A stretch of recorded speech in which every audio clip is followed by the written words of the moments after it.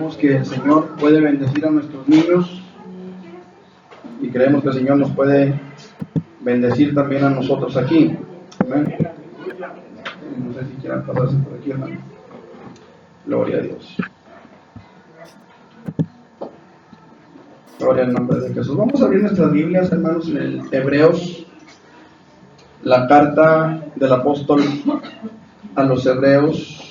Yo creo que es el apóstol Pablo. La Biblia no nos da en el título del libro el escritor. Hebreos capítulo 12, versículo 1.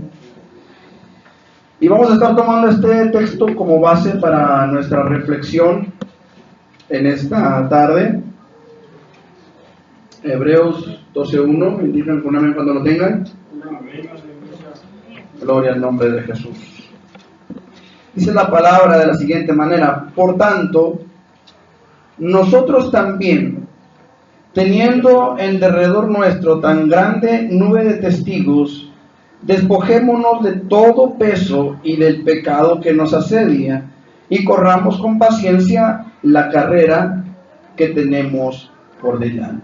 Hemos orado, hermanos, y creemos que el Señor tendrá una palabra rema para cada uno de nosotros. Amén. Así que disponga su corazón, abra su corazón a la palabra y deje que Dios hable en nuestras vidas en esta tarde. Amén. Hermanos, a lo largo de la historia de la iglesia, mucho se ha predicado sobre la marcha de la iglesia. Incluso aquí tuvimos un mensaje basado en una palabra que Dios le dio a Moisés: dile al pueblo que marche. ¿Se acuerdan? Y si no se acuerdan, se los volvemos a predicar. Amén. Por mucho tiempo, hermanos, se nos ha hablado, se nos ha dicho que somos extranjeros y peregrinos, es decir, que no somos de aquí. ¿Sí? No somos de aquí. Quizá usted se sentirá más mexicano que los nopales, más mexicano que el águila, ¿verdad? Que el sello del peso, qué sé yo. Pero lo cierto es que una vez que hemos aceptado esta realidad, entendemos que no somos de esta tierra. Nuestra patria está reservada en los cielos, mientras que la patria de aquellos que rechazan la misericordia de Cristo tampoco está en esta tierra. Está en otro lugar, ¿cierto? Somos peregrinos. Todos y cada uno vamos caminando a nuestro lugar. Vamos caminando, vamos de paso. Cada día que pasa, cada vez que vemos la situación, nos damos cuenta de que esta tierra no es la tierra que deseamos para vivir en ella por toda la eternidad. Más y más cada día quisiéramos dejar esta tierra atrás. Que pase ya todo esto. Que el Señor viniera, hermanos, y nos llevara a su presencia. Es nuestro anhelo más caro. Es nuestro mayor deseo. De estar allá y de olvidarnos de todo lo que aquí se queda.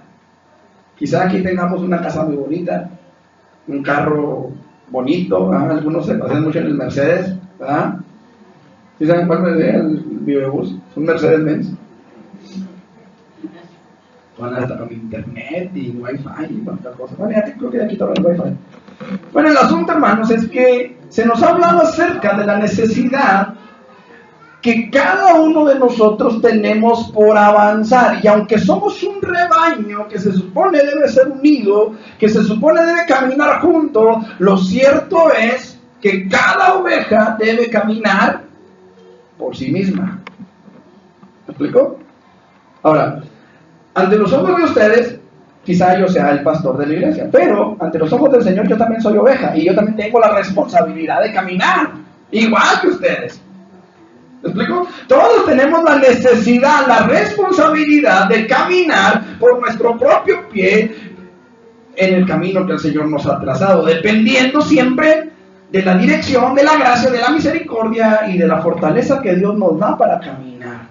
Sin embargo, hermanos, a pesar de todos los mensajes que se nos han predicado, a pesar de todas las veces que se nos ha dicho que debemos correr, que debemos caminar, que debemos luchar, que debemos avanzar, A pesar de todos esos mensajes, hermanos, en los que amorosamente Dios nos advierte acerca del poco tiempo para preparar nuestras vidas para su venida, y a pesar, hermanos, de que se nos ha hablado muchas veces de que es imprescindible que caminemos sin importar lo cansados o lo fatigados o lo adoloridos que estemos, lo cierto es, hermanos amados, que pareciera que la iglesia se ha ido adormeciendo.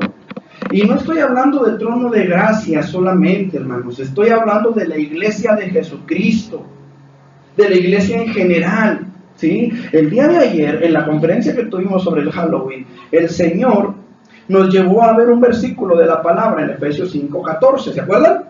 ¿Qué decía ese versículo? Despiértate tú que duermes y levántate de entre los muertos. Decíamos ayer que hay mucha diferencia entre estar dormido y estar muerto. Los muertos no roncan, para empezar, ¿cierto? Los muertos no roncan. Hay mucha diferencia entre un muerto y un dormido. Sin embargo, la palabra es clara cuando dice, despiértate tú que duermes, y dice, levántate de entre. ¿Qué estás haciendo entre los muertos? ¿Qué estás haciendo entre los cadáveres? Roncando a pata tirante. Hoy, hermanos, es importante que nosotros entendamos, dormida está la iglesia en una religión vacía, dormida en la comodidad de una costumbre, dormida por el cansancio que representa luchar y esforzarse a cada día, a cada minuto, a cada instante de nuestras vidas. Necesitamos esforzarnos por vivir en una real santidad delante de Dios. No es fácil vivir en santidad, y menos en un mundo que constantemente nos bombardea a través de la televisión, a través de revistas, a través de periódicos, a través de la gente a nuestro alrededor. No es fácil vivir en santidad. Especialmente, y bueno, en todas partes es igual, pero a mí me tocó trabajar en una maquila. Qué pesado se pone a veces el ambiente de las maquilas. ¿No es cierto? Sobre todo cuando somos el único cristiano entre 60 y tantas gentes que están ahí en la línea, en el Rotary, como le dicen en algunas partes, ¿verdad? ¿No es cierto que es difícil? Con el de la izquierda contándole un chiste al de la derecha y usted en medio. Y a veces usted se ríe, ¿eh? Más a fuerza se aguantan, ¿eh? Porque quisiera soltar la carcajada. Qué difícil es eso. Qué difícil es. Mire, hay iglesias que le van a decir, hermano, que el ser cristiano es fácil. Yo la verdad no sé qué clase de cristianismo se vive en esas iglesias. El día de hoy muchas iglesias han permitido que el mundo se infiltre incluso dentro de nuestros propios cultos, incluso dentro de nuestros propios púlpitos, hermanos amados. En el norte de la ciudad hay una iglesia, no voy a decir cuál porque no tiene caso, pero aquí un hermano traía un video que bajaron del Facebook de esa iglesia. Y era un video de un evento que tuvieron. Son iglesias que se la pasan teniendo eventos, hermanos.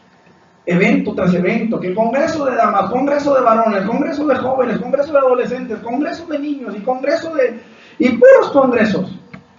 Y en todos los congresos, hermanos, se habla de algún tema en específico, ¿sí? Y a veces hay iglesias, hermanos, que los congresos los usan solamente como anzuelo para mantener a la gente ahí.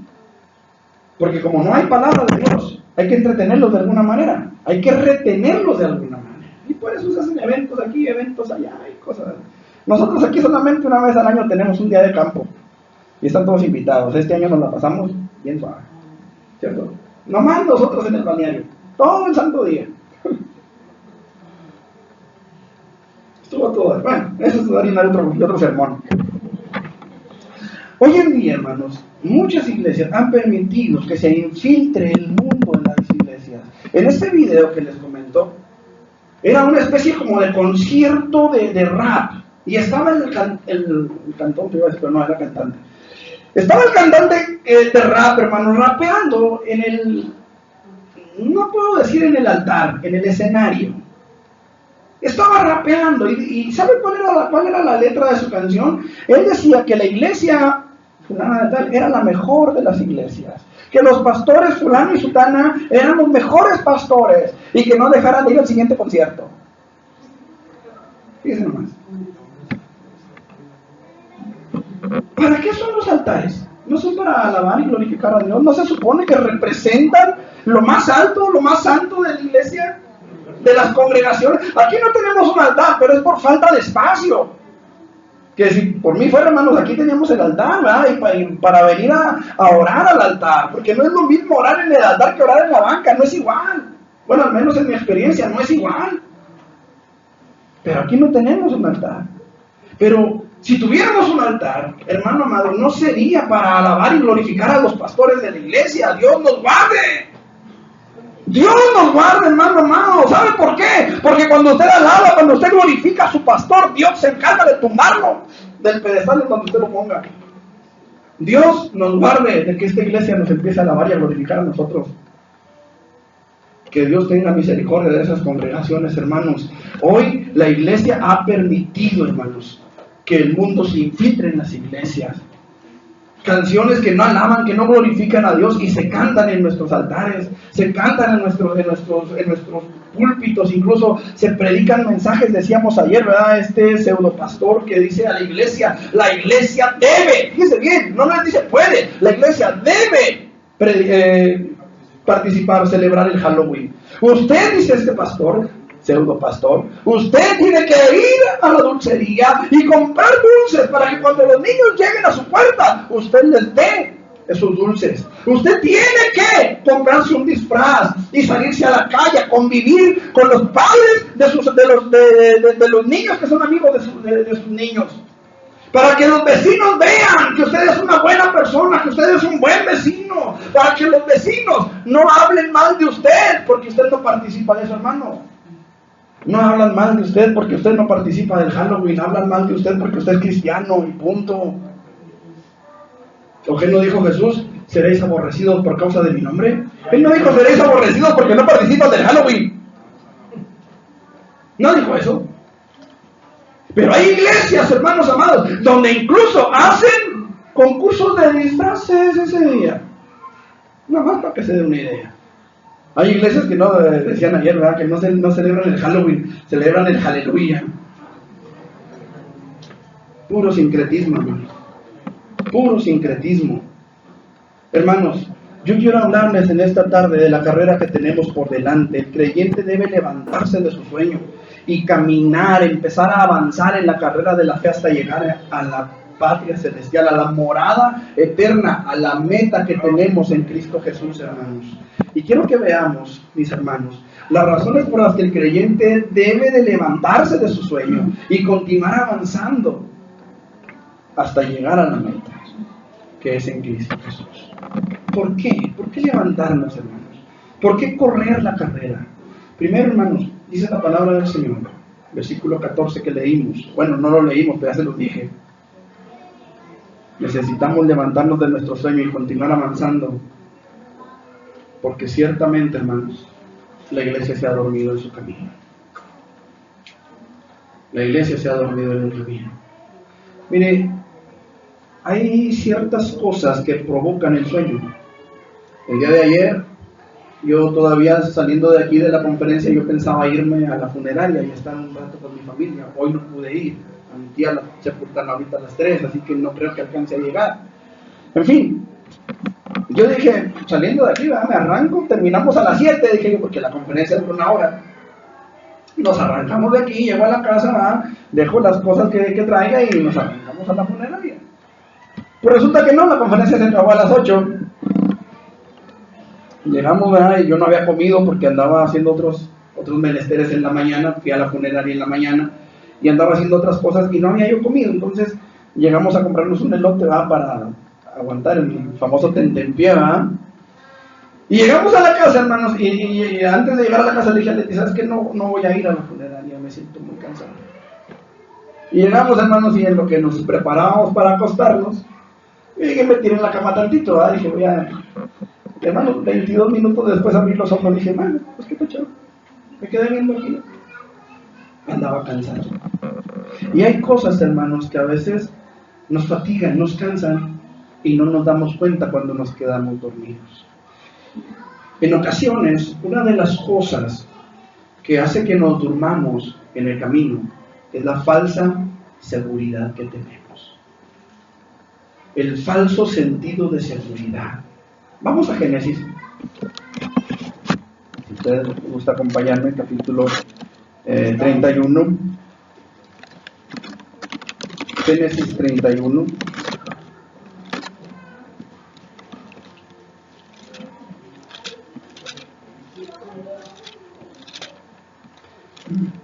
Versículos 20 en adelante. ¿Lo tienen?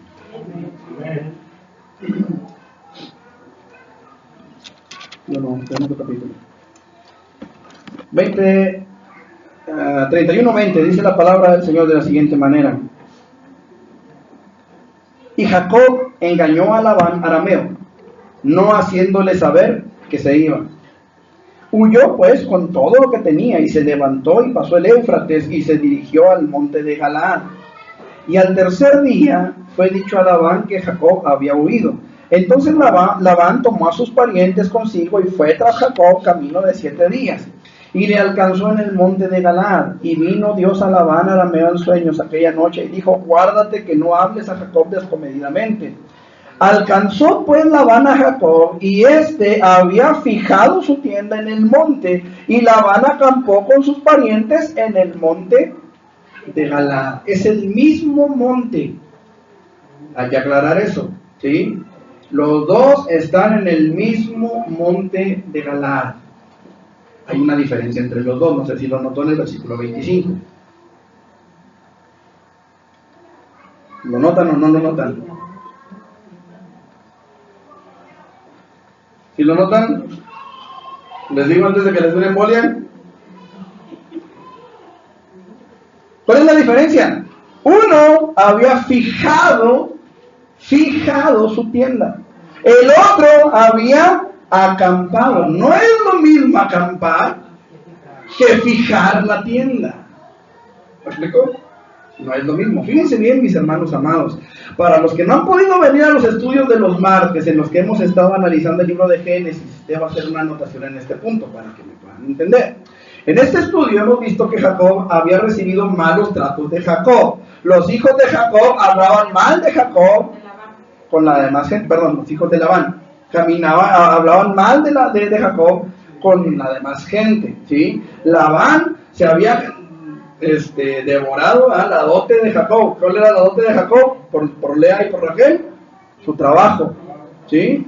Entonces, Dios le habla a Jacob para que Jacob se vaya a la tierra donde nació. Si usted puede ir conmigo, ahí en el versículo 13, dice la palabra: yo soy el Dios de Betel, donde tú ungiste la piedra y donde me hiciste un voto. Levántate ahora y sal de esta tierra y vuélvete a la tierra de tu nacimiento. O sea, vuélvete a la tierra de Canaán, a la tierra de tu padre, ¿sí? ¿Dónde fijó Labán su tienda? En el monte de Galaad. No fue en donde él nació, fue en el monte de Galaad. Fíjese bien, mis hermanos. Dios mismo le había ordenado a Jacob que se regresara a la tierra de su nacimiento. No le dijo que se fuera cerca de la tierra de su nacimiento, sino a la tierra de su nacimiento. ¿Estamos? El Señor Jesucristo le dijo a un fariseo en cierta ocasión: no estás lejos del reino de Dios, pero no le dijo: estás dentro del reino de Dios. ¿Estamos? Es importante que entendamos esta diferencia, hermanos. En esto estaba Jacob, huyendo de Labán, pero ya habían caminado por lo menos 13 días a marchas forzadas. Dice la palabra de Dios que Labán, los ganados de Labán, las borregas de Labán que estaban trasquilando, estaban a 3 días de camino de donde Jacob estaba, a 3 días de camino. Jacob huye y uno de los siervos o alguien va y le avisa a Labán: 3 días de camino que Jacob había huido, 3 días de camino que Labán hizo para regresar a su tierra, a su tienda, a su casa, ¿sí? Más los días que haya tardado en preparar a los 400 hombres armados que iban con él, Mas los 7 días que caminaron hasta alcanzar a Jacob ya era una distancia razonable, ¿sí o no? Entre 400 y 560 kilómetros habían recorrido. Más o menos como aquí a Juárez, un poquito más. A pie no era cualquier cosa, ¿cierto? Entonces, como ya estamos bien lejos, ya son 13 días de camino, ya no saben ni dónde andamos, vamos a fijar la tienda. Aquí fijamos la tienda, aquí la hacemos. ¿Y qué pasó? Versículo 25. Lo alcanzó Labán. A veces esa falsa seguridad que tenemos, hermanos. Miren, Jacob ya era el pastor de la iglesia, por decirlo de alguna manera. Ya era un cristiano de años, ya era un cristiano avanzado en doctrina, en teología, en lo que usted quiera. Ya había ido al instituto bíblico, ya había hecho un seminario de teología, ya había sacado quizás su doctorado en teología, ya era un hombre de fe. Ya había caminado bastante. Se sintió seguro. Por eso el apóstol Pablo nos dice, el que piensa estar firme, mire que no caiga. Pero dice, el que piensa, no dice el que esté seguro, no dice el que esté firme, dice el que piensa estar firme, mire que no caiga. Qué importante es, amados hermanos, que nosotros entendamos mientras estemos en esta tierra, no podemos sentirnos seguros.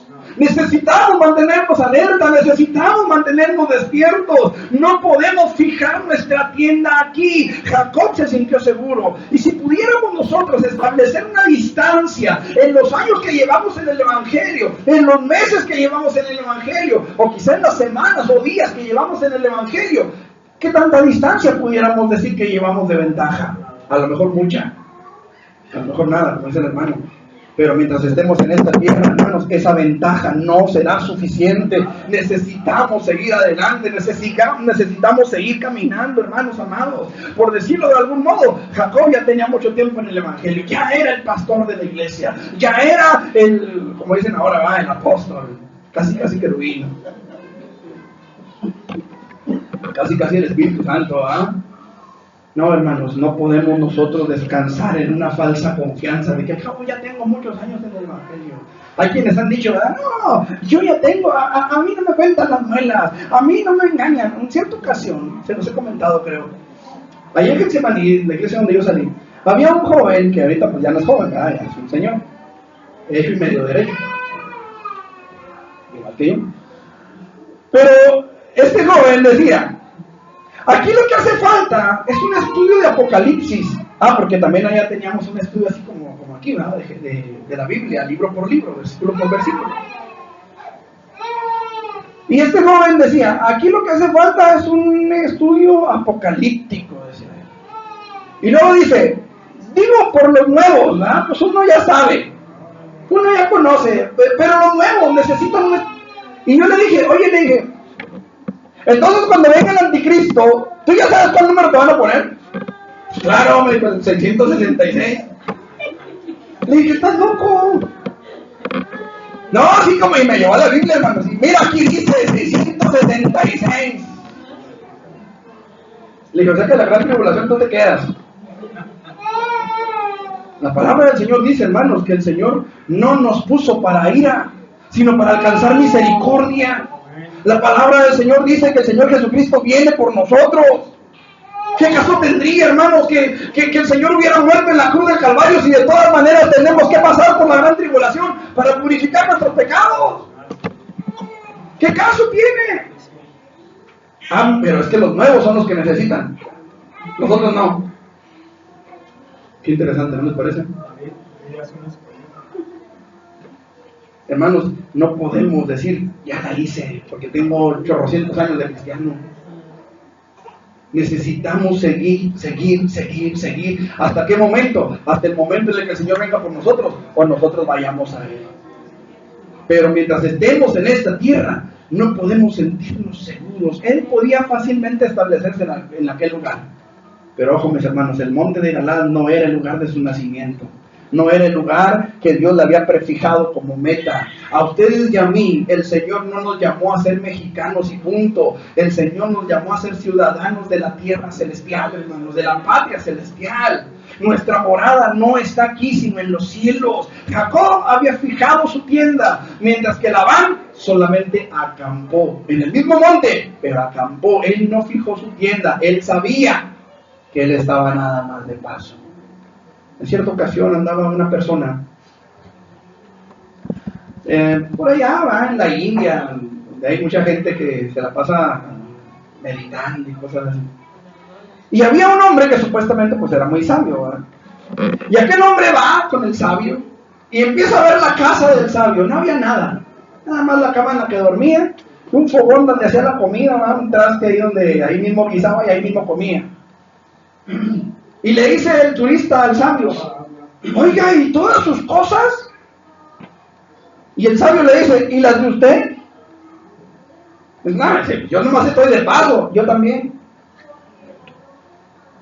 Y a veces nosotros nos aferramos a cosas, hermanos, que se nos olvida que vamos de paso. Se nos olvida, hermanos, que no podemos detener nuestra marcha o no vamos a llegar. ¿Te explico? Necesitamos avanzar, necesitamos caminar, necesitamos ir adelante. El falso sentido de seguridad que los creyentes podemos llegar a sentir a veces nos hace dormirnos en el camino, hermanos.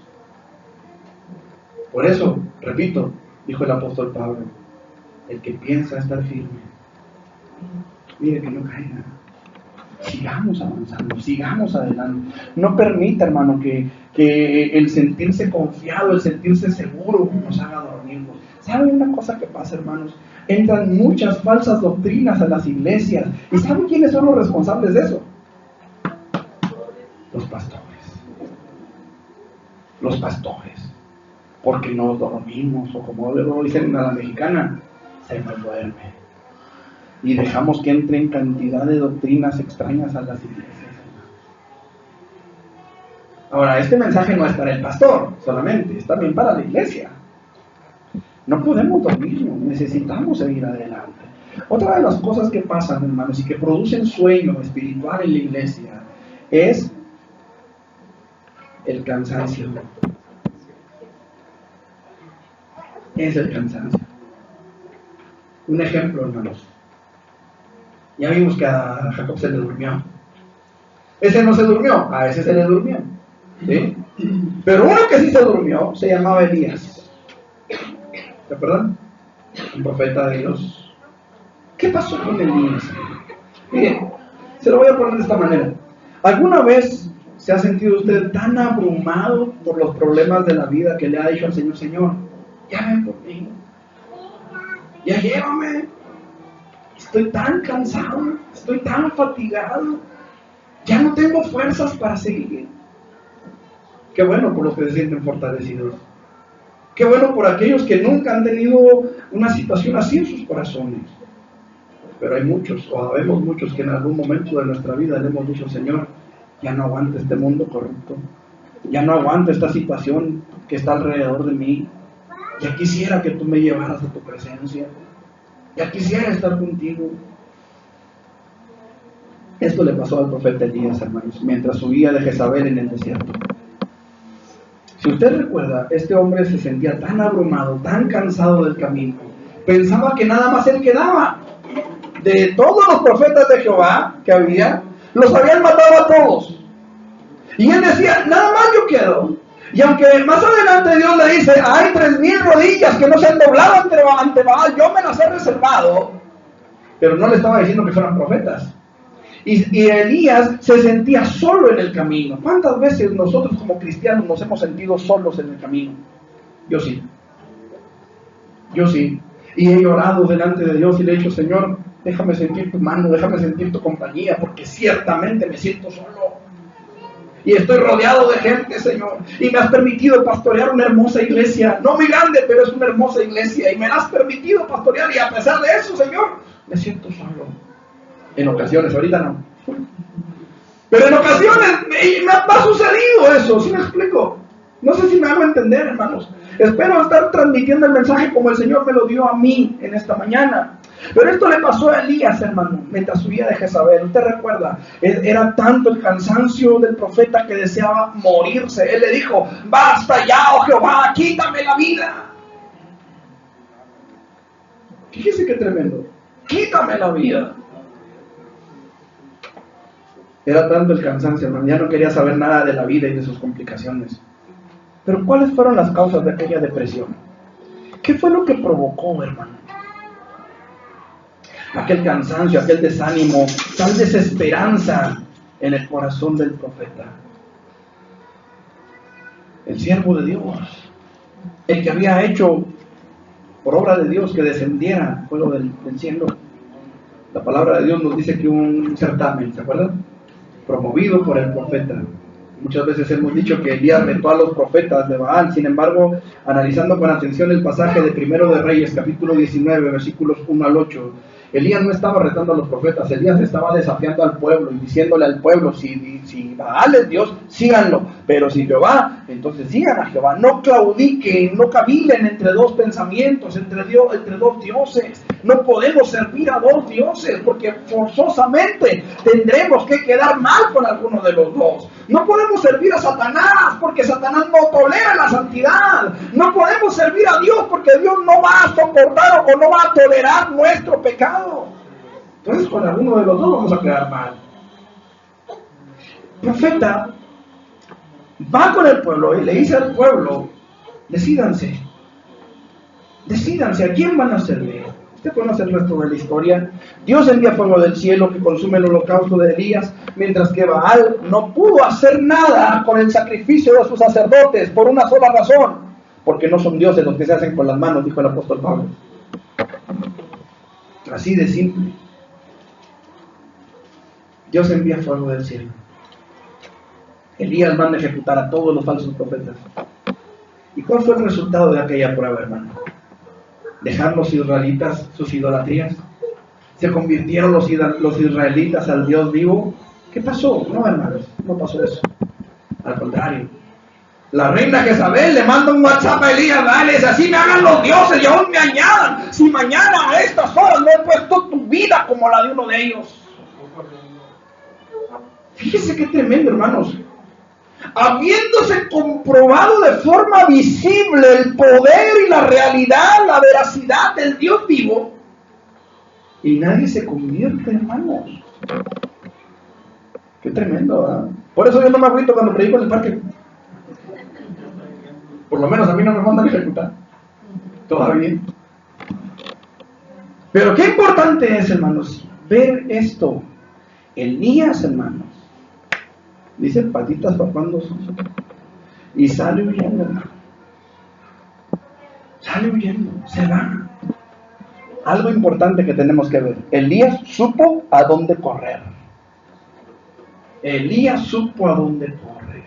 No salió corriendo a la cantina, no salió corriendo al churro de marihuana, no salió corriendo a las pastas, no salió corriendo a ver a dónde. Salió corriendo a la presencia de Dios, a Horeb, el monte de Jehová, el monte de Dios. Supo a dónde correr, pero corrió. ¿Sí o no? Ahora, corrió, pero corrió a la presencia de Dios. Esto es algo importante, hermano. Elías va y en medio del desierto le dice a su siervo: aquí espérame, yo me voy solo. Y se va solo, deja a su siervo, a su sirviente, y va, hermanos, y cansado del camino, se echa a dormir debajo de un enebro. Hay diferentes tipos de enebros, pero la hoja del enebro es una hoja puntiaguda, no es una hoja que da mucha sombra. Y aquel va y se echa debajo del enebro, hermanos, a dormir, cansado. Tuvo que venir el ángel de Jehová a levantarlo, porque vino un ángel y lo tocó y le dijo: Elías, despierta, levántate, le dijo, come, bebe, porque el largo camino te resta. Y Elías comió y bebió y se volvió a dormir. Pero vino el ángel de Jehová la segunda vez. Ya no era cualquier ángel, era el ángel de Jehová, que entendemos por el contexto bíblico era Jesucristo. Era Jesús. Y Jesús lo toca y le dice: Elías, levántate, come y bebe. Y Elías se levanta, cosa que no hizo con el primero.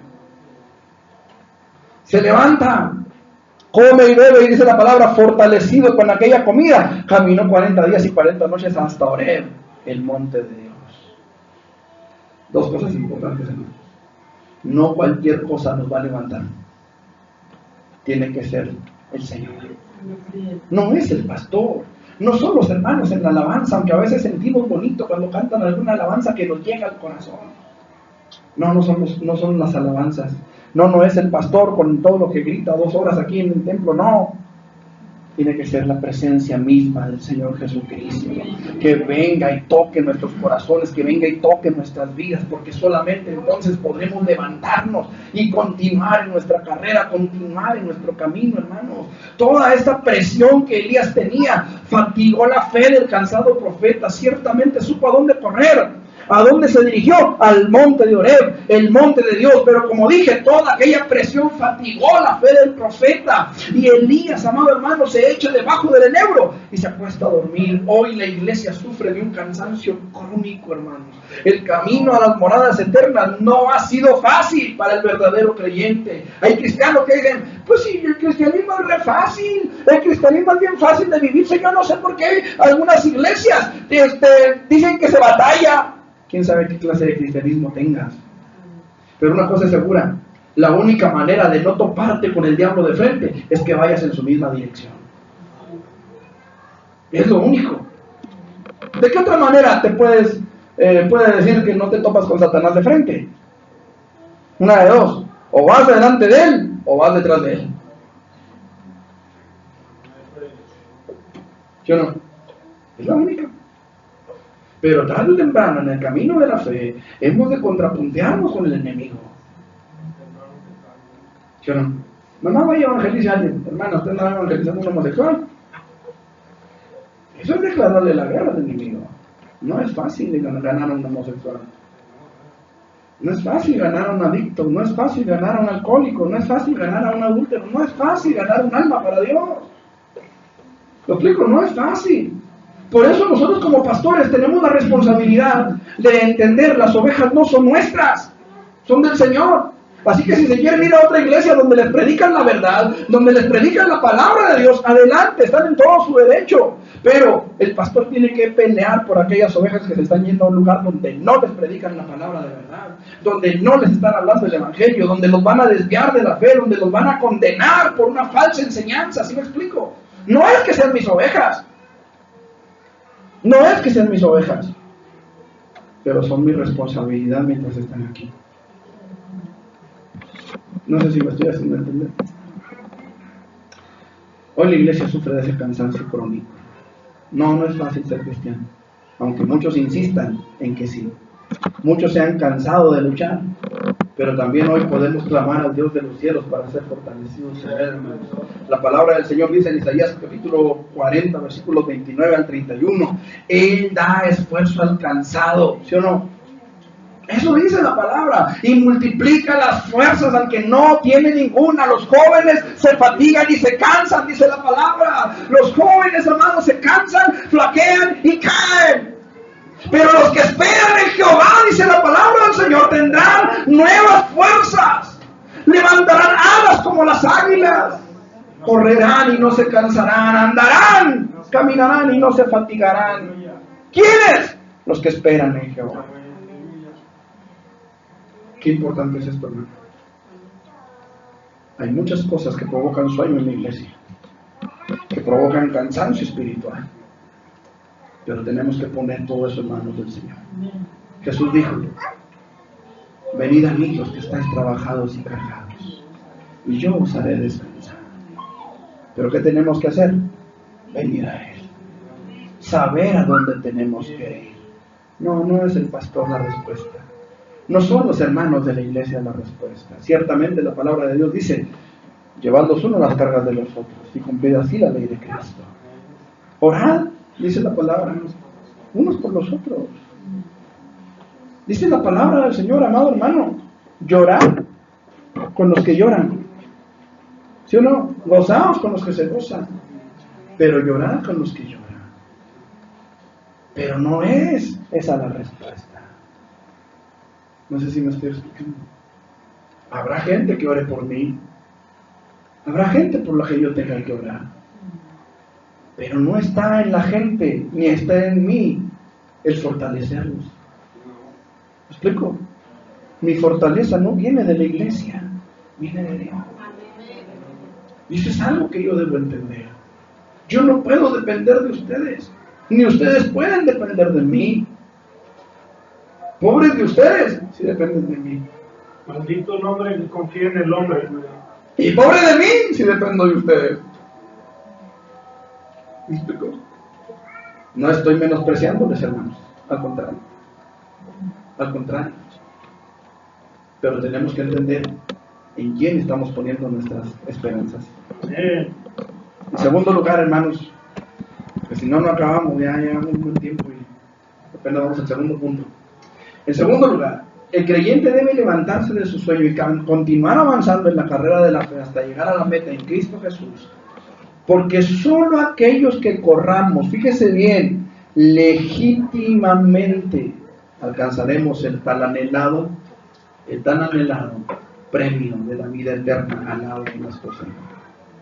Solo los que corramos, o los que corran genuinamente, legalmente, legítimamente, alcanzarán o alcanzaremos el tan anhelado premio de la vida eterna al lado de nuestro Señor. Segunda de Timoteo, capítulo 2, versículo 5.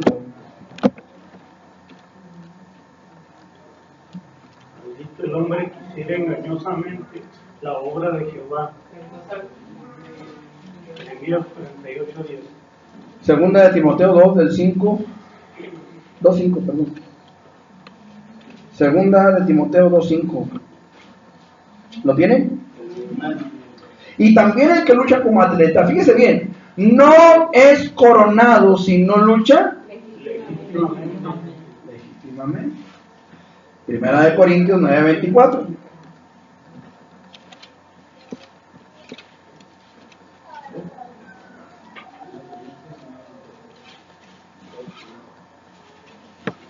¿Lo tienen?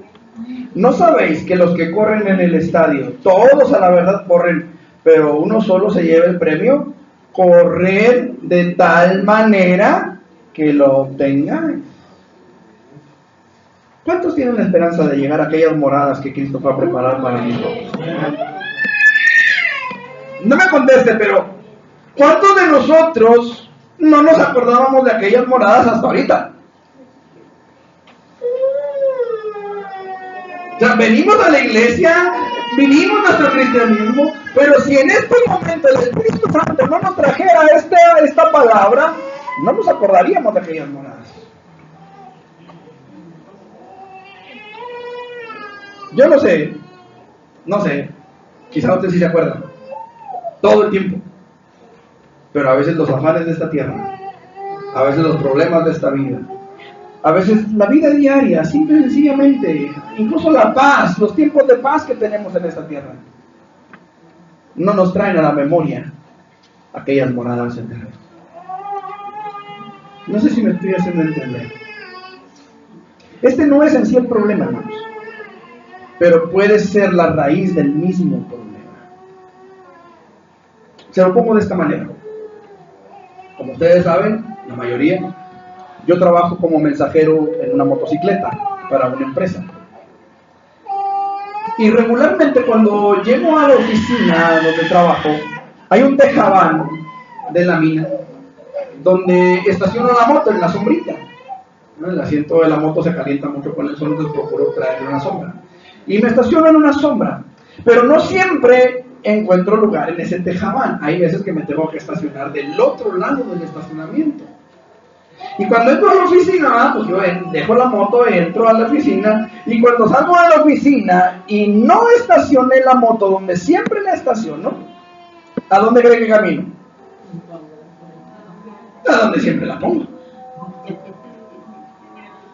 ¿Por qué? Porque se me olvidó que no la puse donde siempre. La costumbre, ¿verdad? Dicen por ahí, ¿verdad? Decía Santa Rocío Durcal, ¿verdad? Es verdad que la costumbre es más fuerte que el amor. Y a veces camino en sentido contrario a donde sé que tengo la moto. A veces llego hasta donde pongo siempre la moto y me doy cuenta que no está. Y a veces voy a medio camino y me acuerdo que la moto la puse del otro lado. Y entonces me regreso. ¿Sí? ¿Qué pasa, hermanos? Cuando perdemos de vista el lugar al que vamos, es muy fácil extraviar el camino. ¿No es cierto? Cuando íbamos para la sierra, a Uruachi, la primera vez que fuimos, jamás habíamos ido. Yo ni siquiera sabía que había un pueblo que se llamaba Uruachi.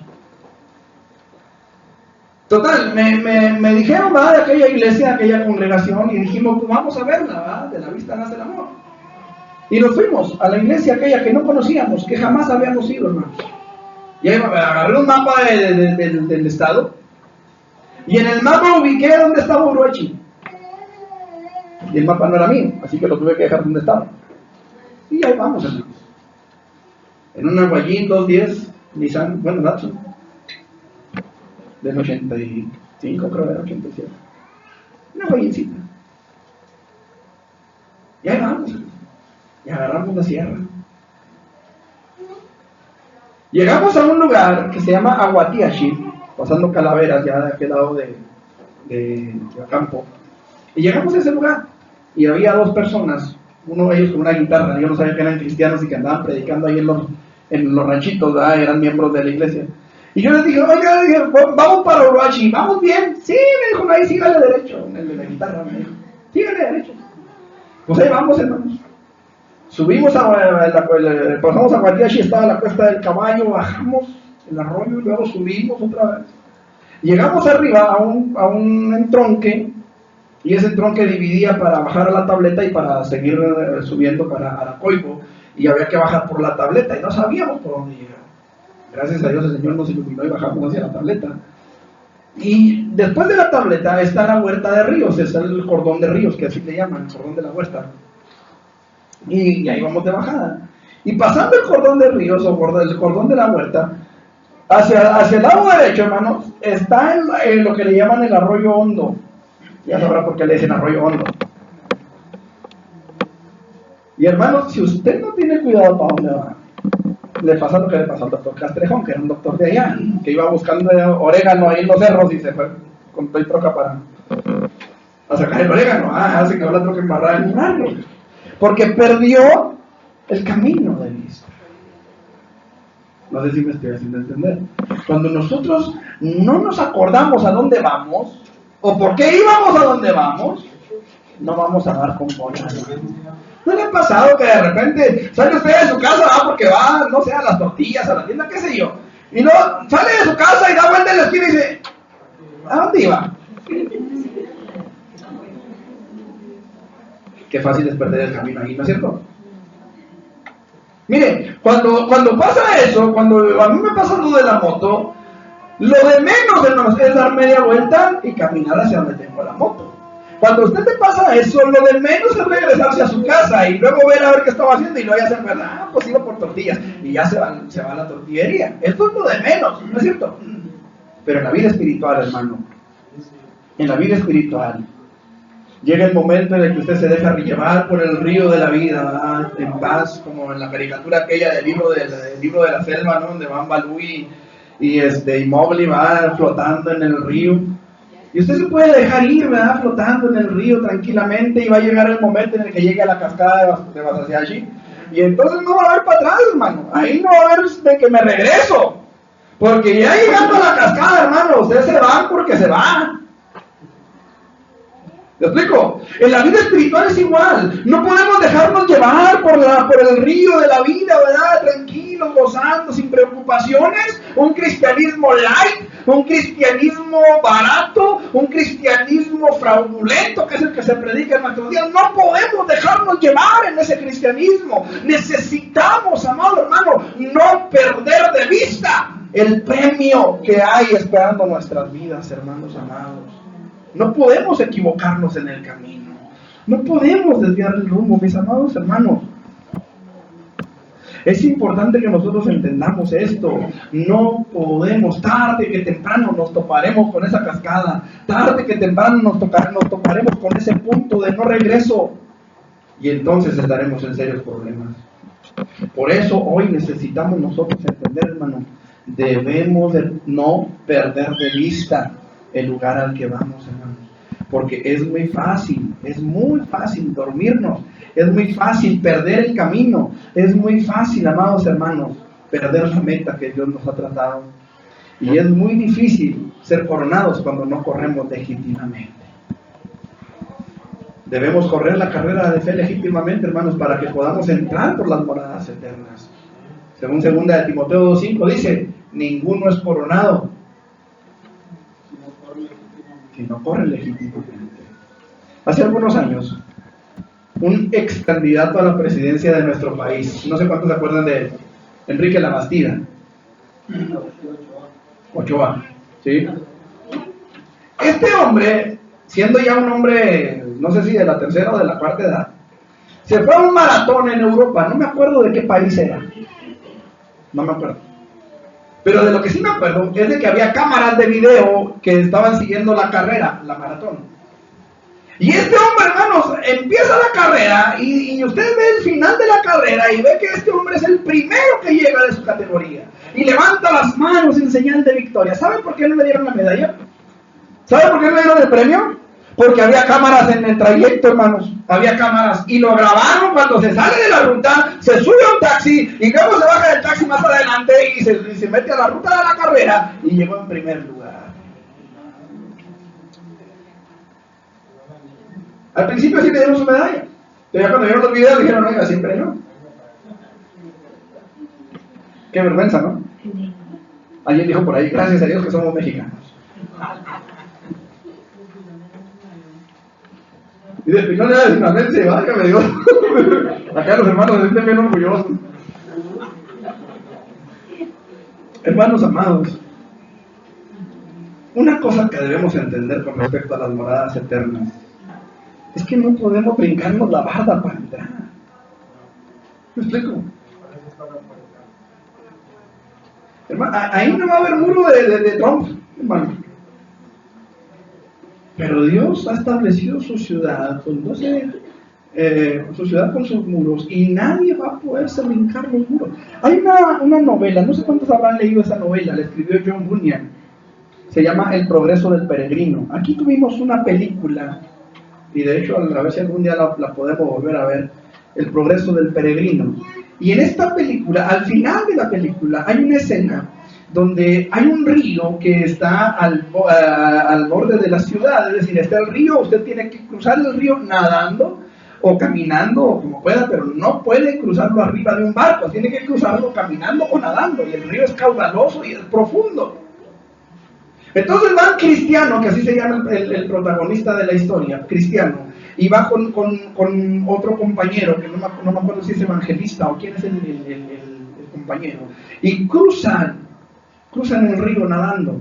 Pero mientras ellos van batallando en el río, hermanos, enredándose con las ramas que el río mismo lleva, porque ustedes saben que los ríos a veces arrastran ramas, arrastran basura, arrastran muchas cosas, y estos van batallando para cruzar, y junto a ellos pasa uno, que creo que se llamaba Confiado, y ese pasa en una lanchita, bien a gusto.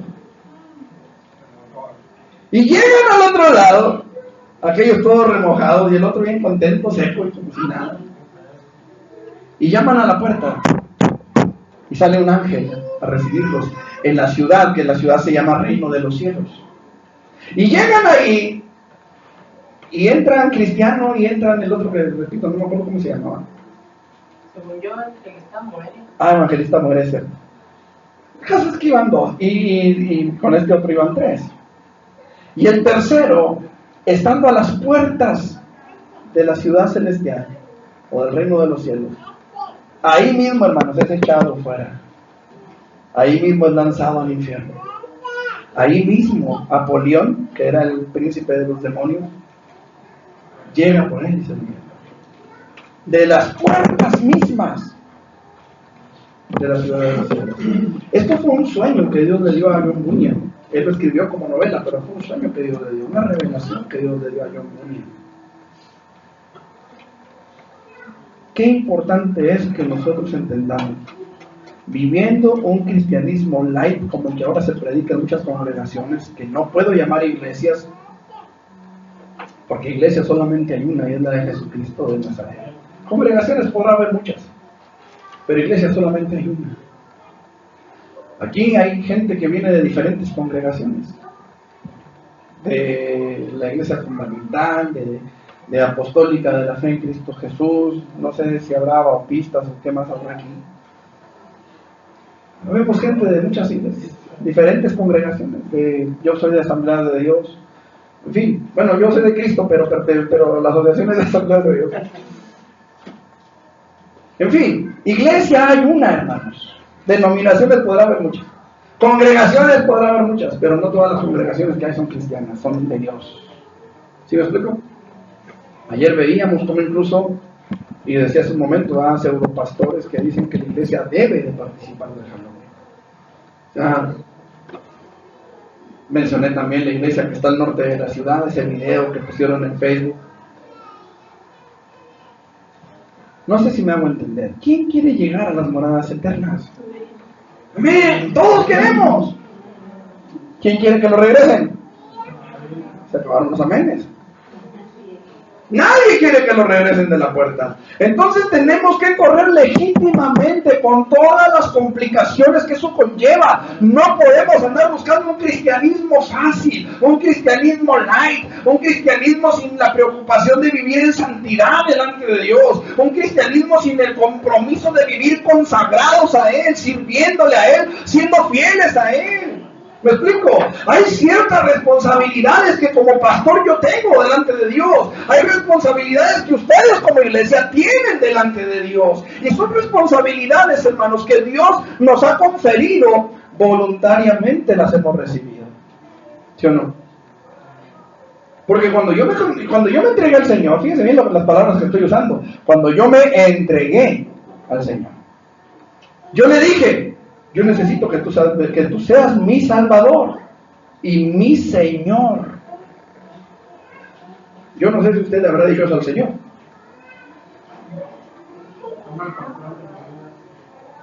O sea, lo que le estamos diciendo es: gobierna tú sobre mi vida, y Él va a gobernar con sus reglas, con sus leyes, no con las mías. Yo no le puedo decir: tú eres mi Señor, pero las cosas se hacen como yo digo.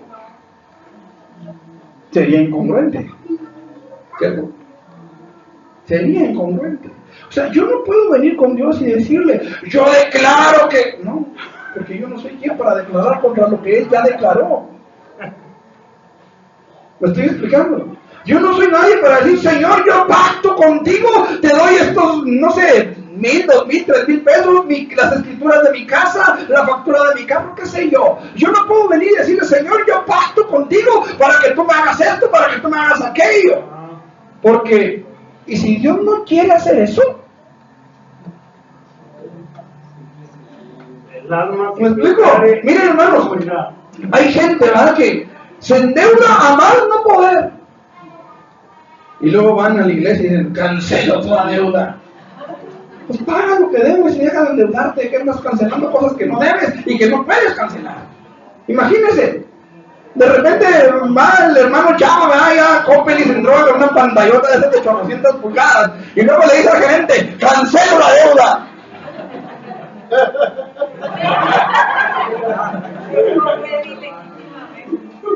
Imagínense, hermano, fíjense bien, hermano. Yo sé que se ríen, pero el gerente de Coppel o de Electra, donde haya ido, no se ponga rojo, hermano, nomás es un ejemplo. El gerente de la tienda va a decir: qué Dios tan bueno tiene este hermano. Eso va a decir. ¿Qué va a decir el gerente de la tienda, hermano? ¿Qué Dios tan injusto tienes? ¿Sí o no? ¿Por qué? Porque a ti te está dando una pantalla que a mí me está costando. A mis empleados no les voy a pagar su sueldo porque a ti te cancelaron tu deuda. ¿Qué Dios tan injusto tienes? Mis empleados no van a comer para que tú tengas tu televisión de 800 pulgadas. ¿Qué Dios tan bondadoso y tan legal tienes? ¿Se fijan? No, mis hermanos, no podemos vivir un cristianismo light, que lejos de darle la gloria al Dios nuestro, lo expone a vituperio con la gente de nuevo. ¿Sí me estoy haciendo entender? El creyente tiene que levantarse de su sueño, hermano, en tercer lugar, y continuar avanzando la carrera de la fe, hasta llegar a la meta en Cristo Jesús. Porque, hermanos, tenemos muy poco tiempo para alcanzar la meta. Apocalipsis, capítulo 22.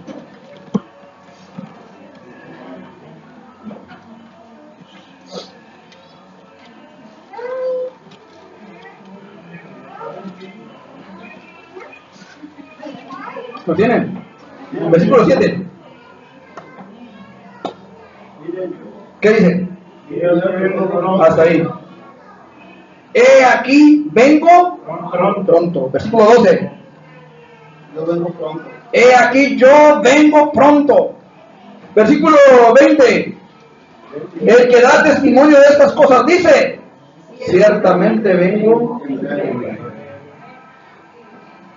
Hermanos, nosotros debemos de entender que quienes tenemos la necesidad de estar preparados para venir al encuentro con nuestro Salvador somos nosotros.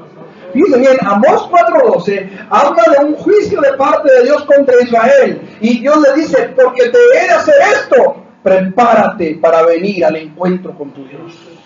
Hermanos amados, nosotros ahorita necesitamos prepararnos para venir al encuentro con nuestro Dios. ¿Cuántos lo creen? ¿Cuántos saben que Cristo viene, hermanos? Ahora, ¿cuántos creen que Cristo viene? Porque una cosa es saberlo y otra cosa es creerlo. ¿Cuántos de nosotros quisiéramos que Dios nos avisara cuando vamos a partir a la eternidad para estar preparados cuando suceda? ¿Cuántos quisiéramos que Dios nos dijera de alguna manera que Él viene o que nosotros vamos y poder estar preparados cuando suceda? De esta manera, hermano, poder estar a cuentas con Él y decirle: sí, amén, ven, Señor Jesús. ¿Consideraría usted que esto sería una bendición? Hace mucho tiempo, uno de los reyes de Judá, llamado Ezequías, enfermó gravemente. ¿Sí? Y Dios envió al profeta Isaías con un mensaje glorioso para ese rey: prepara tu casa porque morirás y no vivirás. Y a lo mejor usted me dirá: ay, no, pastor, pues ¿cómo es sarcástico? ¿Cómo se le puede llamar glorioso a un mensaje de ese tipo? Fíjese bien, la palabra que Dios le está dando a Ezequías: prepara tu casa porque morirás y no vivirás. ¿Cómo puede ser un mensaje glorioso? Bueno, vamos a analizar un momento el mensaje. ¿Te parece?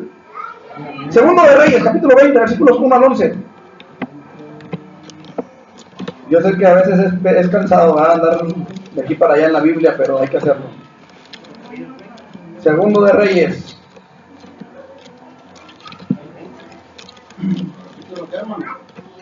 Capítulo 20. ¿Lo tienen? Versículo, déjame ver. 1 al 11. Dice: y en aquellos días Ezequías cayó enfermo de muerte, y vino a él el profeta Isaías, hijo de Amós, y le dijo: Jehová dice así: ordena tu casa porque morirás y no vivirás. Entonces él volvió su rostro a la pared y oró a Jehová y dijo: te ruego, oh Jehová, te ruego que hagas memoria de que he andado delante de ti en verdad y con íntegro corazón, y que he hecho las cosas que te agradan. Y oyó Ezequías y lloró Ezequías con gran lloro. Y antes que Isaías saliese hasta la mitad del patio, vino palabra de Jehová a Isaías diciendo: vuelve y di a Ezequías, príncipe de mi pueblo: así dice Jehová, el Dios de David tu padre: yo he oído tu oración y he visto tus lágrimas, y he aquí que yo te sano. Al tercer día subirás a la casa de Jehová, y añadiré a tus días 15 años, y te libraré a ti y a esta ciudad de mano del rey de Asiria, y ampararé esta ciudad por amor de mí mismo y por amor a David mi siervo. Fíjense qué tremendo. Dios le añade 15 años. Y usted dirá: gloria a Dios. Segundo de Crónicas, capítulo 32.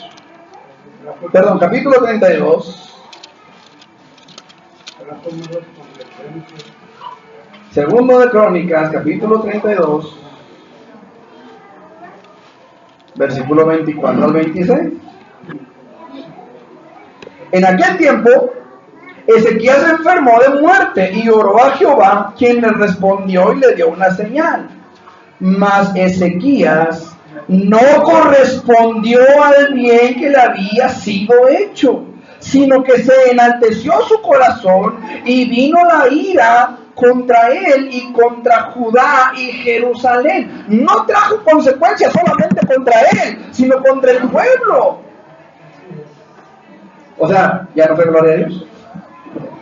No, hermano, sí es gloria a Dios, pero las consecuencias fueron terroríficas para el pueblo, fueron terribles para la nación.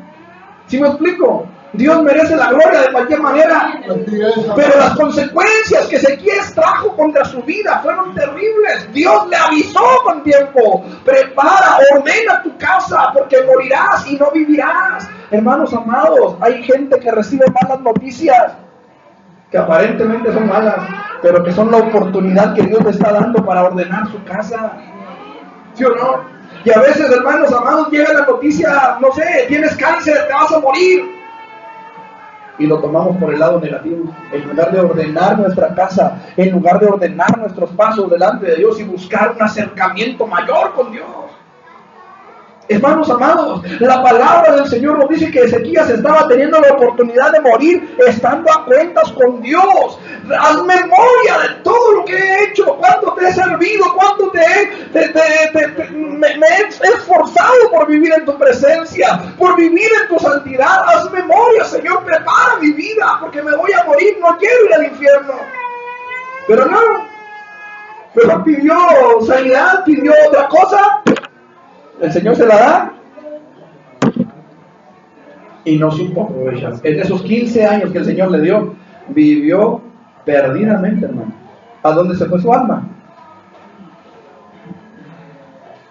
Hoy, tanto ustedes como yo mismo, podemos y debemos oír la voz de Dios, hermanos, diciéndonos: yo vengo pronto. La palabra de Dios nos dice con voz de mando, con voz de arcángel y con trompeta de Dios: el Señor Jesucristo descenderá del cielo en las nubes, y los muertos en Cristo resucitarán primero. Luego nosotros, los que vivimos, que habremos quedado, dice el apóstol, seremos arrebatados junto con ellos, y seremos llevados junto con ellos a recibir al Señor en el aire, y así estaremos para siempre con el Señor en la eternidad. Mis amados hermanos, la voz de mando, la voz de arcángel y la trompeta de Dios no han dejado de sonar desde que Jesucristo ascendió al cielo, pero hoy se escuchan con mayor claridad. Las señales que estamos viendo, las cosas que suceden a nuestro alrededor, nos hablan de un Cristo de poder, de un Cristo vivo que viene pronto por su iglesia. O sea, no espere que la voz de Dios venga a su vida y le diga: prepárate, hijo mío. No, no, Señor. Ya se está hablando, ya se está diciendo: el Señor Jesucristo viene por su iglesia, Cristo viene pronto. La cosa es aquí, amados hermanos, ¿estamos listos? ¿Estamos preparados? ¡Maranata! ¡Cristo viene! ¿Estamos listos? ¿Estamos preparados? ¿Hemos corrido la carrera de fe legítimamente o nos hemos quedado dormidos en nuestros laureles? Tenemos que levantarnos y seguir adelante. El tiempo que nos queda, hermanos, es muy corto. Dice la palabra del Señor: he aquí, yo vengo pronto, y mi galardón conmigo para recompensar a cada uno según su obra. Y termina diciendo: ciertamente vengo en breve. Amén. Sí, ven, Señor Jesús.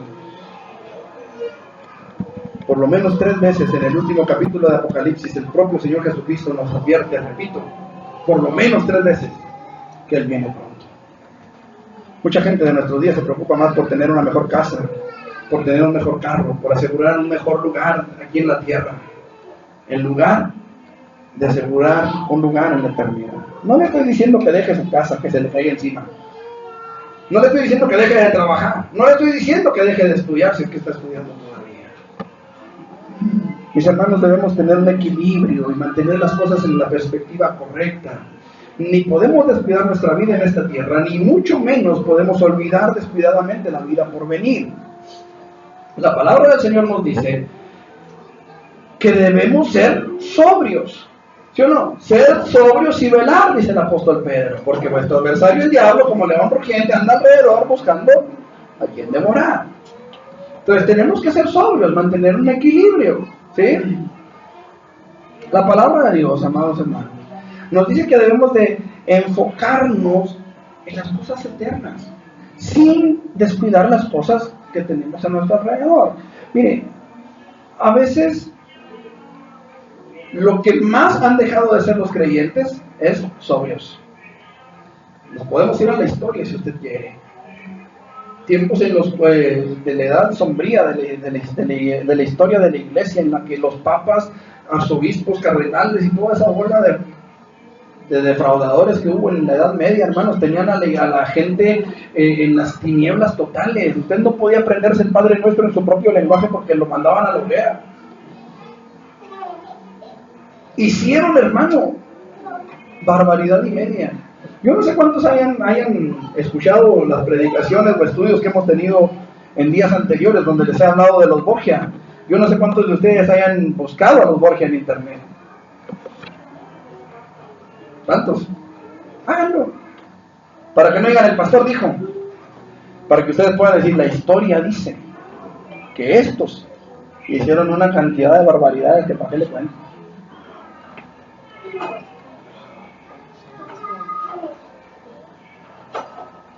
Miren, hermano, la palabra de Dios dice que debemos ser sobrios, y esto es lo que muchos creyentes han dejado de ser en la Edad Media. Muchos creyentes creían y no sabían ni en lo que creían.